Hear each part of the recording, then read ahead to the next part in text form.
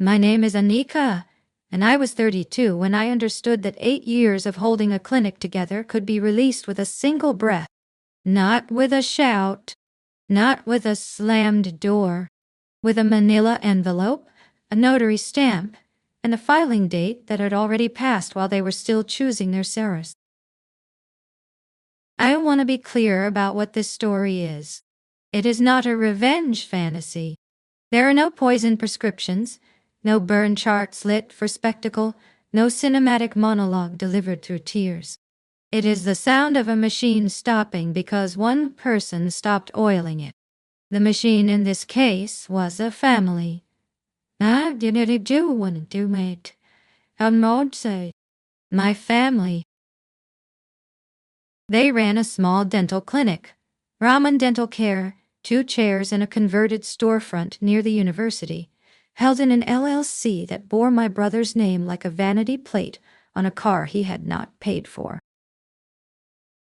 For 8 years, I had been the one who managed the patient records, balanced the insurance claims, trained the assistants, and kept the clinic bonded and compliant with state board regulation.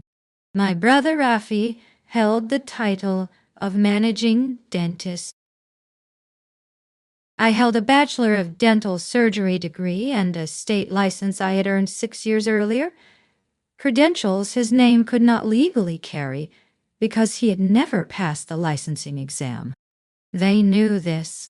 They had known it for years.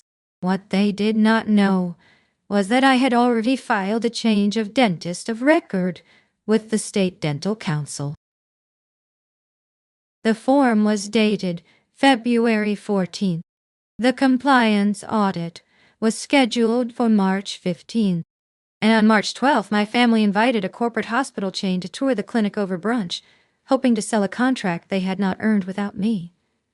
I was invited, too. They thought I was coming to arrange the samosas. Visual: a school auditorium, a blue ribbon, a boy's new bicycle. I was 12, the first time I understood that my hands were useful to them in a way my voice was not. The spring I turned 12, our school held its first science exhibition, and my parents entered Rafi, who was 14 and had never looked through a microscope without complaining, because they said the exhibition was good for the clinic's profile. I spent 3 nights at the dining table after dinner, perfecting a display on tooth enamel with hand-drawn diagrams and a model made from clay and betel nut. Rafi watched cricket while the glue dried. On the day of the judging, I carried the board to the auditorium in a cardboard box, still smelling of clay, the weight of it making red marks on my forearms. My mother patted my knee and said I was her little helper, that she didn't know what they would do without me. At the judging table, the organizer asked who had designed the entry. My father stepped forward and said Rafi had developed the concept that he was learning the family business, that his son had a real head for science. Rafi stood beside him in a clean kurta, smiling at the judges while I was sent to the back to organize the display table. The project won a 2,000 taka prize.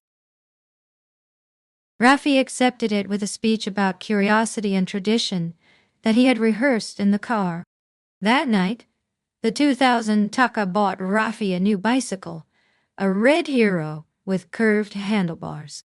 I received a 50 taka note and a pat on the head. I did not cry in front of them.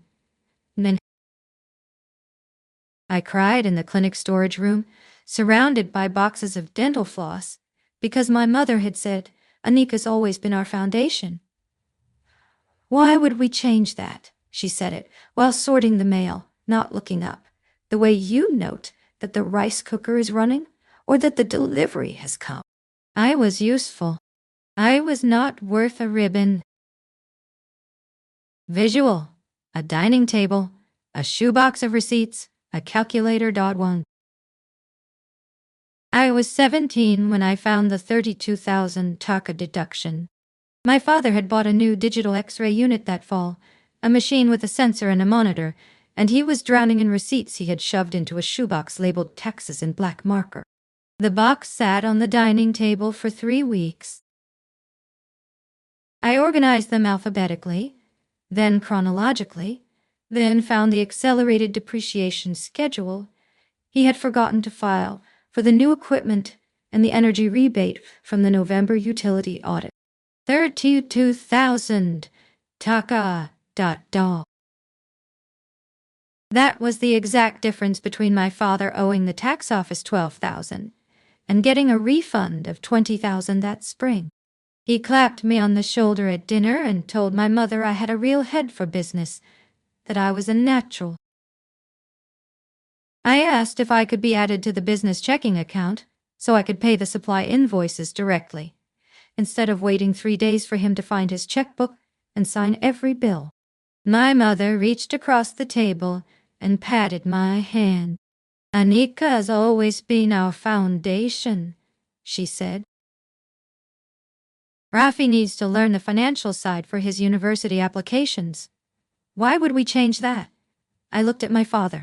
He was already talking to Rafi about his cricket average. The 32,000 taka saved the clinic that year. It paid for Rafi's summer cricket camp. My name did not appear on a single document, not the LC filing, not the bank account, not the equipment lease. I was useful. I was not worth a signature. Visual: a dental diploma, a bus ticket, a crossed-out date. I graduated from dental college at 24 with a Bachelor of Dental Surgery and an offer to join a hospital in Dhaka, 40 minutes north by bus, a place with a patient base that people wrote articles about. The same week, my mother had a bad turn with her blood pressure. Nothing catastrophic, the doctor said, but she needed to reduce stress and avoid early mornings and heavy lifting. My father called me into the kitchen the Sunday after her release and said the clinic needed an office manager. Just for now, just until my mother was back on her feet and feeling like herself again. Rafi was 26, working at a pharmaceutical company across town, building his client network, as my mother put it, her voice lifting on the word network like it was a fragile thing that needed protection. He was too busy. I was not too busy. I was available. That was the word she used. Available, as if I were a conference room. As if I had no edges. I moved back into my childhood bedroom, the one with the faded wallpaper, and the desk that still had my high school graduation program in the drawer. I took the bus 40 minutes each way to my hospital job and handled the ramen records at night, sitting on the edge of my bed with a laptop that overheated and a phone that rang until 11. I managed patient records. Whoa. I filed insurance claims. I fixed the digital X-ray at midnight with a YouTube video and a screwdriver I bought myself because the maintenance budget my father set was imaginary. For 8 years, this was the rhythm. 8 years. I want you to hold that number. 2,920 days, more or less, of being the one who answered the phone when a patient had an emergency at 2 in the morning, who drove to the clinic in monsoon rains to check the roof because my father couldn't climb the ladder, who learned the state dental codes by heart because no one else would read them. The personal cost was not the labor I could do in my sleep by year 4. The cost was the life I did not build while I was oiling the machine. Visual: a studio apartment listing, a red pen crossing out a date. At 26, I had saved 40,000 taka and found a studio apartment 3 blocks from the hospital, with a window that faced east and a fan that rattled but worked. I gave notice at home. I packed 2 suitcases. My mother cried. Not hard, not with noise, just enough to make the air in the kitchen feel heavy and wet, the way it feels before monsoon.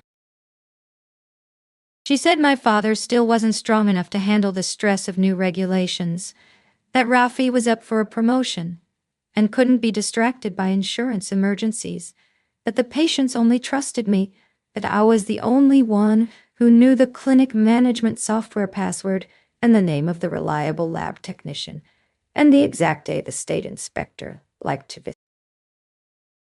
She did not say, "Please stay." She said, "Anika's always been our foundation." I unpacked my suitcases. The studio went to a dental assistant named Priya, who worked 2 floors above me. I watched her carry a fern into the building from the bus window. I stayed for 3 more years. At 29, I met someone. His name was Farhan. He taught biology at the community college and laughed at my jokes about plaque indices, a laugh that made other people in the tea stall turn to look. We dated for 11 months.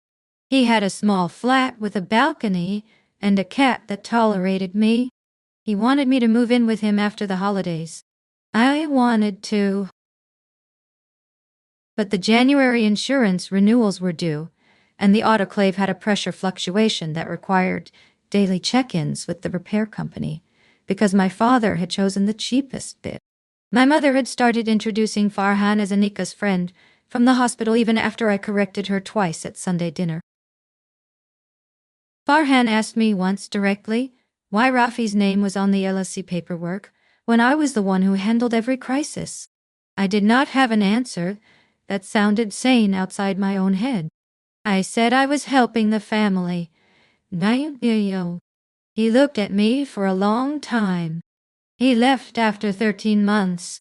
Not dramatically. No slammed doors.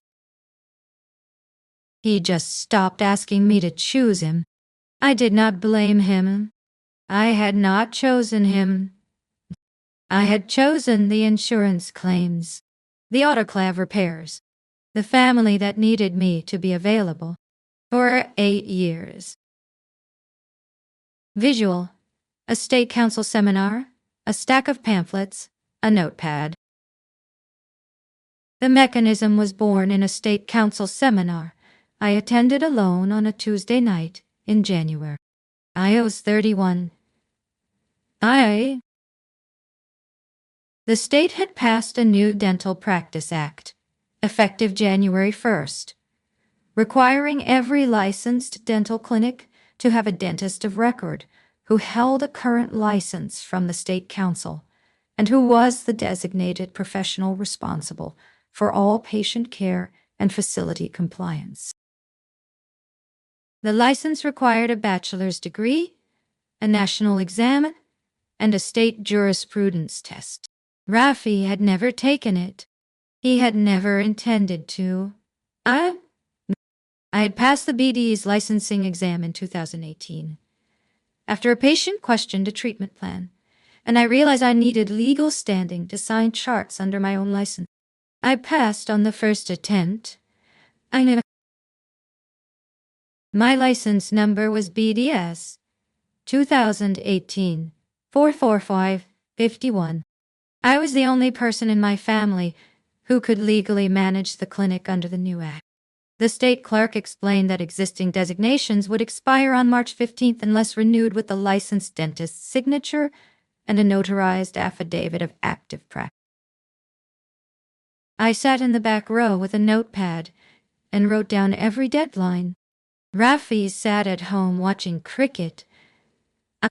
My mother had asked me to go because, she said, I was the one who understood that kind of thing. She did not ask what the act meant. She assumed I would handle it. She was correct. But I understood something else that night. The act created a paper trail. It required the state to keep a public record of the dentist of record, and it allowed any licensed dentist to file a change of designation with 30 days' notice, provided they could demonstrate they had been performing the duties. I had 8 years of patient charts, insurance filings, and inspection reports with my signature on them. I had a lever. It was boring. It was legal. It was mine. Visual. A newspaper. A man in a white coat. A framed article. The erasure did not happen all at once. No, it accrued like interest on a debt no one intended to pay. In January of my 32nd year, a local newspaper featured Rafi as the visionary dentist behind Ramon Dental Care's community renaissance. The photographer shot him in the clinic, wearing a white coat with his name embroidered, holding a dental mirror over a model of teeth. The white coat was my coat. The mirror was from my supply cabinet. The article quoted him at length about his philosophy of patient care. He spoke for 12 minutes without mentioning a single treatment protocol, a single insurance code, or the fact that the autoclave had been failing for 3 weeks, and I had been logging temperatures every 4 hours to keep the instruments compliant. My mother framed the article. My father sent the link to every relative. I was mentioned once in the final paragraph as the dedicated office support that keeps the schedule moving. I read while filing insurance claims, the pen still in my hand. By then, the form was already sitting in a file downtown, waiting. I just hadn't decided if I would use it. Visual. A bank lobby. A glass conference room. A business card. The second incident happened 2 weeks later. My mother asked me to accompany Rafi to the bank to help him organize the financials for the buyer's review, she said casually, while folding patient bibs as if she were asking me to pick up milk. I brought my laptop, my external drive, and a binder of records I had maintained for 8 years. Every insurance log pressed flat, every chart annotated in the margins with treatment notes and payment histories. The loan officer, a woman named Farzana with silver hair and a charcoal sari, asked Rafi about the clinical certifications. Rafi hesitated. No. He looked at me. I answered. I explained the infection control protocol, the radiography safety plan, the sterilization documentation, and the continuing education requirements for the last 3 licensing periods. Farzana turned to me, genuinely impressed, and asked if I was the dentist of record. Rafi laughed. It was a sound I knew well, the laugh he used when he was uncomfortable and wanted to reclaim the room. He said I was his assistant, that I helped out with the paperwork, that he was the managing dentist, but he liked to keep his sister busy. He said it like a joke between professionals. And Farzana did not laugh. She looked at me for 1 second longer, then was polite. I looked at the binder. I had color-coded the patient histories by quarter. I had highlighted the 1,20,000 taka in personal funds I had advanced to cover supply bills during the 6-month slump in 2022, the months Rafi had been in Cox's Bazaar. I had not listed those advances as loans. I had listed them as operational support in the ledger, language that made them sound voluntary. Rafi signed the bank disclosure forms with a pen I had brought from my flat. My name appeared nowhere on the documents, not even as a witness. Farzana handed him her business card, and he did not hand me one. I drove home in silence while Rafi talked about the car he might buy with his share, a Toyota Corolla he had already picked out online. I stared at the road and thought about the State Council Act. I thought about my license number, mail, BDS 2018, 4451. I thought about how easy it would be to file a single form with a notary public and a postage stamp. How easy and how permanent. Visual, A state council office. A notary stamp pressing into paper. I filed the form on February 14. I took a personal day from the clinic, the first one I had used in 14 months. I told no one. Not my mother, not Rafi, not the assistant who covered my desk. I took the bus to the state council office with a folder of proof. 8 years of patient charts with my signature as the treating dentist, insurance filings paid from my personal account, inspection reports prepared by my hand, and my license card laminated in plastic. The clerk was a man named Harun, with reading glasses on a chain, and a cough that rattled in his chest. He reviewed the documents for 11 minutes without speaking. Oh. He said the change of dentist of record would be processed within 5 business days, and the new certificate would be mailed to the address on file. I gave him my flat address, not the family house in Tanamondi. He did not ask why. He stamped the form with a sound like a door closing and handed me a carbon copy. I paid the 2,000 taka filing fee with my own debit card. I kept the receipt. I had already mailed the form. It was sitting in a file downtown, waiting. Then I went to the post office and sent a certified letter to the hospital chain's attorney, Patricia Vance, whose name I had found on the company's website under due diligence team. The letter was 1 page, single-spaced, with no greeting beyond the formal address. It stated that, as of March 1st, the designated dentist of record for Raman Dental Care, LLC had changed pursuant to State Act 14B, and that any sale, inspection, or transfer of professional liability required my signature and physical presence by state law. I did not threaten. I did not plead. I did not explain my reasons. I stated facts in the flattest language I knew, the language of regulators and clerks. I kept the certified mail receipt with its tracking number. I kept the stamped copy of the filing. I kept the 2,000 taka receipt in an envelope labeled RDC. Administrative.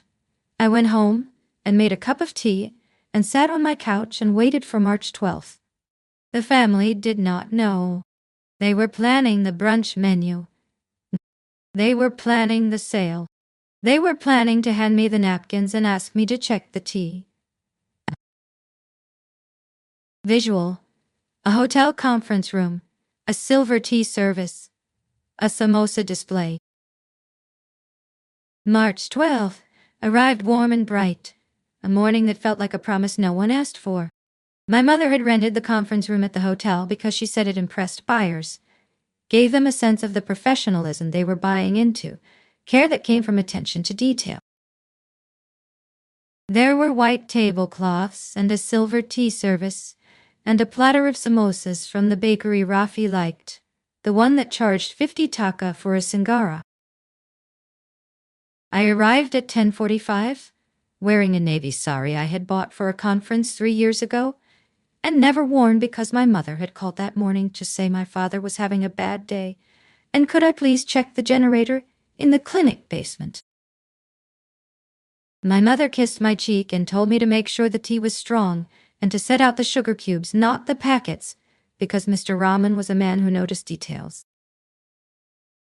Rafi wore a navy suit that cost more than my monthly rent, the suit he had bought with the bonus from his pharmaceutical company after I'd covered the malpractice insurance premium that December. My father stood by the window practicing his handshake in the glass reflection, his palm opening and closing like a fish gasping. The buyer arrived at 11 o'clock exactly. His name was Mr. Raman. He was 60, maybe 65, with a beard that looked expensive and a watch that caught the light and held it like a threat. He brought his attorney, Patricia Vance, a woman in a burgundy blazer who carried a leather folio and did not smile when she shook Rafi's hand. She looked at me as she entered the room. I was standing by the tea station. I nodded. Hi. She nodded back. It was a small movement, barely visible, but it held weight I could feel in my collarbone. My mother poured the tea into china cups. I did not touch the pot. I did not move to help her. Raffi launched into his presentation, a slideshow on a laptop I had configured for him the night before, the slides I had designed with the financial charts I had compiled from 8 years of data. He talked about cash flow. He talked about patient retention. What? He talked about his hands-on management style and his personal relationships with the referring physicians. He had met 2 physicians in 8 years. I had met all of them. My mother beamed at him like he was a photograph she had always wanted to frame. My father nodded along, his eyes watery with pride or tea. Patricia Vance took notes with a fountain pen that scratched against the paper. She asked one question while Raffi was mid-sentence about projected yields. Who holds the current dental license for this clinic? Raffi waved his hand as if brushing away a fly. I oversee all of that, he said. My sister helps with the paperwork, but I'm the managing dentist on every document. Patricia Vance stopped writing. She looked at me again, her eyes level and calm. I was still holding my manila envelope. My fingers were not shaking. Visual, a china cup, a fountain pen resting on a legal pad. Raffi's answer hung in the air like smoke from a blown candle. Mr. Rahman smiled, a smile that meant he was ready to move to numbers, to EBITDA multiples and closing dates, the part of the meeting where men like him felt most at home. My mother filled the silence before it could become awkward. Anika's always been our foundation, she said, turning to Mr. Rahman with a hostess's grace, as if she were explaining why the napkins matched the curtains, or why the flowers were white. She's been doing the day-to-day for, what, 8 years now? She laughed, a sound like silverware settling. We always say she's the engine, and Raffi is the steering wheel. My father chuckled into his tea. Raffi straightened his tie and let the metaphor sit there. Let it grow roots in the room. Mr. Rahman looked at me with a new expression, the look of a man who has just been told where the bathroom is. A brief acknowledgement before returning to the important people. Patricia Vance did not look at me. She looked at Raffi with the flat patience of someone who has heard this particular lie before. Mr. Rahman, she said, her voice even and unhurried, are you stating that you personally hold the state dental license required under Act 14B? Raffi's smile faltered for half a second, a crack in the glaze. I hold the management title, he said. The license is a formality. My sister took the exams, but I run the business. I make the decisions. My mother touched Mr. Rahman's arm, a gesture of reassurance. Anika's always been our foundation, she said. Why would we change that? The phrase again. The exact words, delivered with the same casual cruelty as the day she had denied me, the science there ribbon. The same dismissive music as the night she had kept me from the studio flat. I felt them land in my sternum like a bookmark, placed in a chapter I had already read 100 times, and was now ready to close. Patricia Vance closed her folio. The snap of leather was the only sound in the room for 2 full seconds. Mr. Rahman looked at his attorney, confused, his smile dimming. My mother was still talking about my thoroughness, my reliability, my availability, the way I never took vacations and answered my phone at midnight. She was selling my labor as a feature of the clinic, like a new X-ray unit, or a renovated waiting room, or a reliable sterilizer. Rafi joined in, explaining that I would of course stay on through the transition, that I was part of the package, that the buyer would find me invaluable, that he had already factored my continued management into the pro forma. He said it without asking me. No. He said it as if he were offering a tool that came with the building, a dental chair or a set of instruments. I set my envelope on the table. The sound was soft, paper against cloth. It was enough. Visual. A manila envelope, a hand sliding documents across mahogany doity. I need to correct the record, I said. My voice was level even, the same tone I used when telling a patient that their insurance would not cover a cosmetic procedure. I had practiced the sentence in my car on the drive over, speaking it to the steering wheel until it sounded like weather, like a forecast, like something that simply was. I opened the envelope. The flap made a clean, tearing sound. I slid the first document across the table to Patricia Vance. It was the certified copy of the change of dentist of record form, filed with the State Council on February 14th and processed on March 1st, bearing the clerk's stamp and my signature in blue ink. This is the change of dentist of record form, I said, filed with the State Council on February 14th and processed on March 1st. The previous designation of Rafi Rahman was terminated by operation of Act 14B, which requires the licensed dentist to be the designated professional of record. I slid the second document. It was my dental license, number BDEs 2018-4451, issued 6 years ago, current through next December, with my photograph laminated in the corner. This is my dental license, I said. Number BDS 2018-45-401. I passed the BD's licensing exam in 2018. I passed on the first attempt.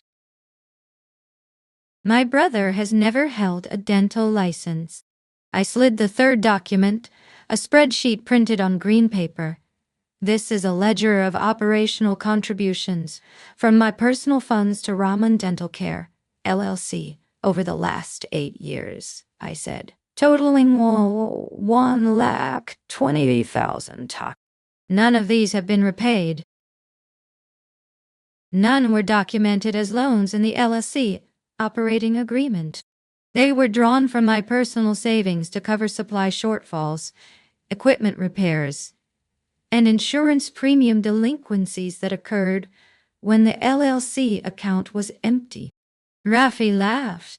It was a high, nervous sound, the laugh of a child caught in a lie he thought was too small to matter.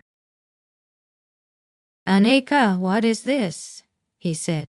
Are you having some kind of episode? My mother looked at my father, her eyes wide and wet. My father looked at the documents as if they were written in a language he had never learned to read, his mouth slightly open, his hand hovering over his chest. I did not look at any of them. I looked at Patricia Vance. She was reading the filing with a concentration that excluded the rest of the room, her finger moving down the page line by line. She turned to Mr. Rahman. Mr. Rahman, she said, her voice carrying the weight of her 15 years of practicing law. According to the Registrar of Companies filing and the State Council records, which I verified this morning, Dr. Rahman has been the certified dentist of record since March 1st. Mr. Rahman has no active dental license on file. Under the Purchase Agreement's Representation and Warranties Clause, this constitutes a material misrepresentation in the sale disclosures. The buyer is entitled to terminate due diligence immediately. Mr. Rahman's face changed. The beard did not look expensive anymore. It looked like a mask that had slipped. Rafi, he said, is this true? You told me you ran this operation personally. Rafi stood up. His chair scraped the floor with a sound like a scream. "She's my sister," he said, his voice rising. "She works for me. This is a family misunderstanding. She's upset about the sale, that's all. She's emotional." Patricia Vance did not look up from the ledger. She turned a page. "Dr. Raman," she said, "did you file this change of designation independently, without coercion?" "I did," I said. "Did you personally perform the management duties listed in the affidavit of active practice?" "For 8 years," I said. "Every chart, every claim, every inspection, every 3 a.m. Call from a patient with a toothache." My mother made a sound, not quite a word, more like air escaping a tire. My father's hand was shaking. He knocked over his teacup.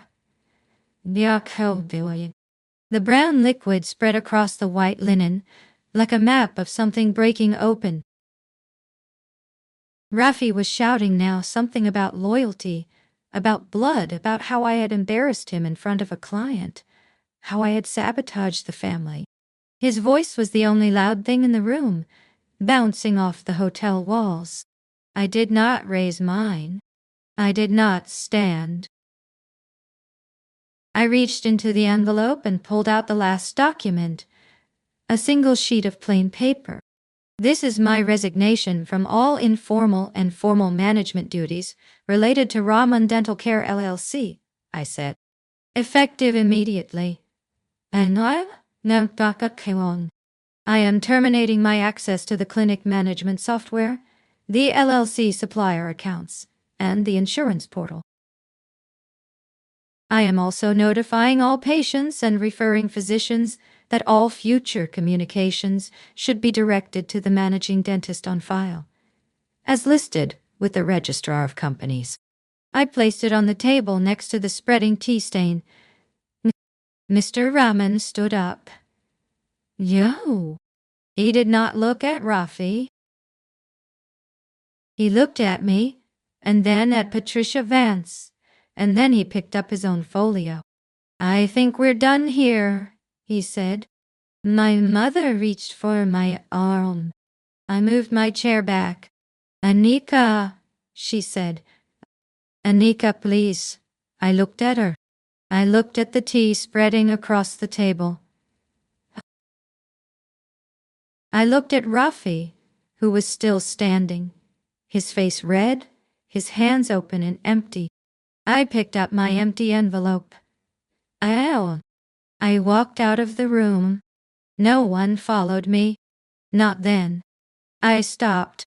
Foundations can be moved. Measurable?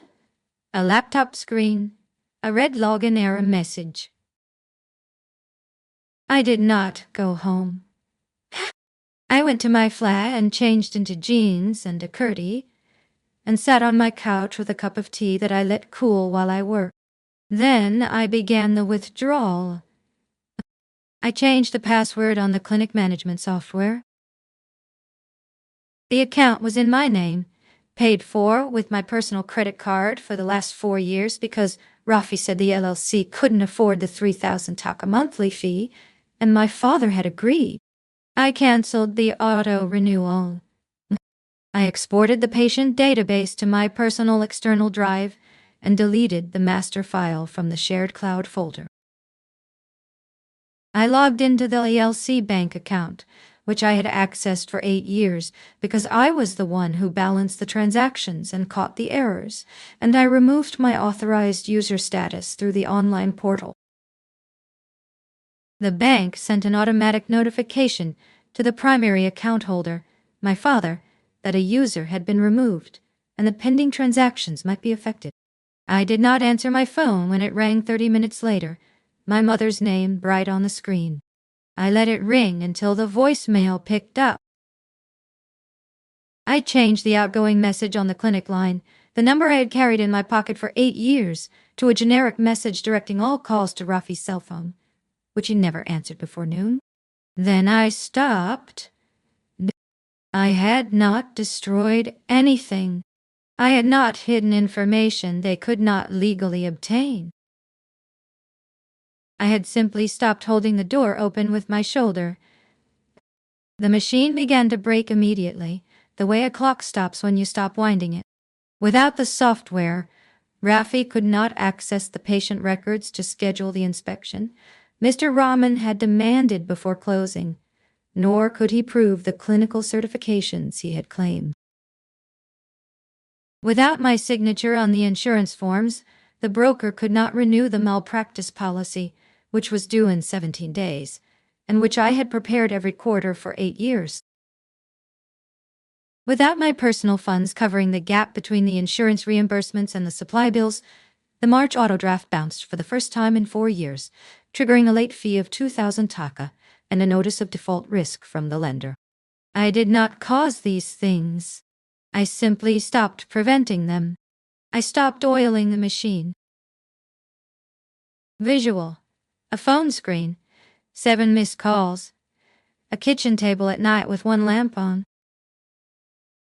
The fallout took 2 weeks to fully arrive, spreading like water, finding every crack in a floor. Mr. Rahman terminated the letter of intent on March 14th, citing material misrepresentation and failure to disclose the true management structure. The hospital chain's attorney sent a formal notice to Rafi, copied to my father, outlining the discrepancies in the financial disclosures, the lack of licensed management, and the 1,20,000 taka in undocumented liabilities. The bank, alerted by the bounce draft and the late fee, called the commercial loan due for review and required a full financial audit before the next payment cycle. My father left me 4 voicemails, each one louder than the last. Rafi left 11, the first 3 demanding, the next 4 pleading, the last 4 consisting mostly of silence and breathing. My mother left 3 that started with, "How could you do this to your father?" and ended with, "We need to talk as a family." I listened to none of them past the first 30 seconds. I deleted them one by one while eating toast at my kitchen counter. The accountant, a man named Jean, who had prepared the family taxes for a decade and who had always emailed me directly because I was the one who provided the numbers, called me on March 20th. He was not angry. He was confused in a professional way, the way a surgeon might be confused if the patient walked out mid-operation. He said he could not file the LLC return without the clinic cost documentation, the supply receipts, and the depreciation schedules, which had always come from me in a green folder by the 15th of the month. I told him to contact Rafi. I told him Rafi was the managing dentist. He paused. I could hear him clicking his pen. "Oh, Anika," he said, his voice dropping. "Rafi doesn't know the password to the accounting software. He doesn't even know which version we're running." "I know," I said. Visual: a health inspector's clipboard, a sterilizer thermometer.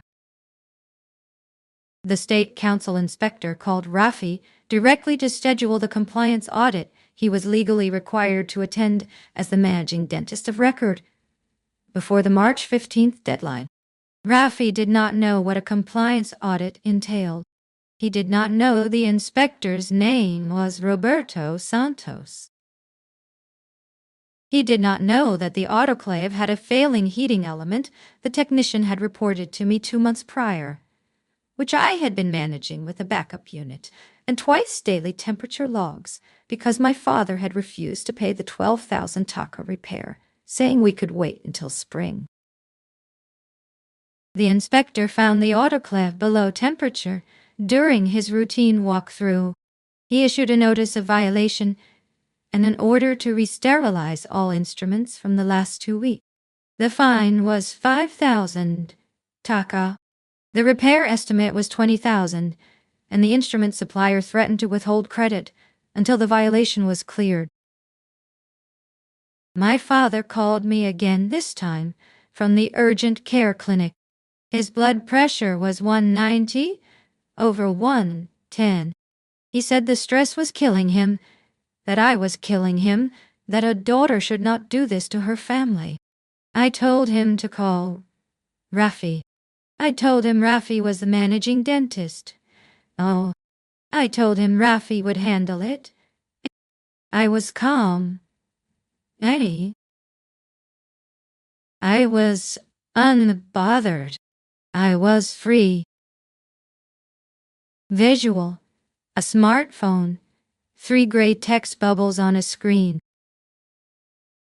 The phone call slowed after a month, tapering like a tide going out and leaving things exposed on the sand. Then they changed. My mother called on a Tuesday in April and left a voicemail. I did not return for 3 days, not out of spite, but because I was busy learning how to live without the sound of her voice in my ear. She said my father was fine, the blood pressure was managed with medication, and that they had hired a practice management consultant to handle the records because Rafi couldn't do it and work full-time at the pharmaceutical company. She said the consultant fees were eating into the profits, that he charged 5,000 taka an hour, which was highway robbery. She said Rafi was struggling at the company because of the stress from the sale falling through, that he had been passed over for the promotion he wanted. She did not apologize. She did not say she had been wrong. She said, "We miss you at dinner. Friday isn't the same." I did not call back. I texted 2 days later. "I'm glad he's well. Take care," that was all. She did not text again. Yeah. My father texted me in May. It was the first time he had texted me in 3 years, since he had sent me a picture of a sunrise that I had never asked for. The message was 3 sentences, written in the slow, punctuated style of a man who still treats texting like a telegram. "I didn't know it was that bad. I thought you were helping because you wanted to. I should have asked. I read it sitting on my balcony in the evening, the concrete still warm from the day. I read it 3 times. It was not an apology. It was a flicker, a small light in a dark room, enough to see the outline of something broken, but not enough to mend it, not enough to make it whole. I did not reply that day. I let the words sit with me. I replied the next morning while my tea brewed. "Thank you for saying that." He did not write back. I did not expect him to. Some doors, once opened, only show you the distance between where you are and where you used to be. Visual. A studio flat, a bookshelf with 12 books, a blue mug. I live in a 1-bedroom now, 10 blocks from the hospital, where I work as a senior dental surgeon, where I was promoted to head of department in April because I could finally stay late without a patient calling about a missing fillet. I have a fern on the windowsill that I water on Saturdays, and it has grown 3 new fronds since I bought it in April. I have a blue mug that I bought with my first paycheck after the reckoning, the first thing I had ever purchased just because I liked the color, not because it was on sale or because someone else needed it. I wake up early without an alarm. I make tea in the blue mug. I read the newspaper at my small table without checking my phone for patient emergencies or LLC bank alerts. On Fridays I go to the farmer's market 3 streets over and buy vegetables. I have never cooked before, lau and kochu and strange gourds, and I burn them sometimes, and I eat them anyway because they are mine and because no one is watching. I am learning to be alone without being lonely. Hiya? It is slow. It is uneven. It's enough. My name is Anika.